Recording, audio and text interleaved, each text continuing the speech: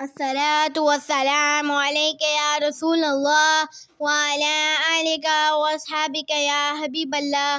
جو بھی بہن بھائی میری ویڈیو کو دیکھیں وہ درود شریف ضرور پڑھیں اور میرے چینل کو سبسکرائب کریں۔ میں بہت محنت کرتا ہوں، آپ کا بہت بہت شکریہ۔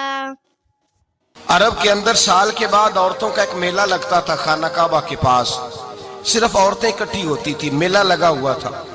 ایک تورات جاننے والا یہودی عالم بھی آیا ہوا تھا، وہ بیویوں کے مجمع پہ نظر ڈال کے کہنے لگا، بیویوں مرد کا کام تو کوئی نہیں عورتوں کے مجمع میں بات کرنا، لیکن میں تمہیں ایک پیغام دینے لگا ہوں۔ اللہ کے آخری رسول جو مکے میں پیدا ہونے والے ان کے آنے کا وقت قریب آ گیا ہے، وہ بی بی بڑی خوش نصیب ہوگی جنہیں ان کی رفاقت ملے گی۔ عورتوں نے جب دیکھا کہ مرد آ گیا عورتوں کے میلے میں تو انہوں نے ڈانٹا جھڑکا، کہا چل اٹھا اپنی کتابیں اور نکل جا۔ حضرت خدیجہ کہتی ہیں باقیوں نے ڈانٹا پر میں نے بات پلے سے باندھ لی، میں نے پلے سے باندھ لی اور میں انتظار کرنے لگی کہ اللہ کرے وہ نصیب میرے ہی ہو، اللہ کرے مقدر میرا ہی کھلے۔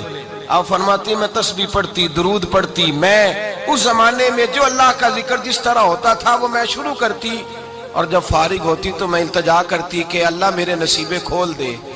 کہتی ہیں آہستہ آہستہ آہستہ آہستہ میں حضور کی تعریف سننے لگی، آہستہ آہستہ تعریف سننے لگی۔ نبی پاک صادق ہیں، امین ہیں، سچے ہیں، دیانتدار ہیں، اس برے اور میلے معاشرے میں بھی وہ سب سے اعلیٰ بھی ہیں اور سب سے اجلے بھی ہیں، وہ سب سے پاکیزہ ہیں۔ میں سننے لگی تعارف، آہستہ آہستہ میں ان کی گرویدہ ہونے لگی۔ ادھر نبی پاک صلی اللہ علیہ وسلم اپنے چچا جناب ابو طالب کے پاس رہتے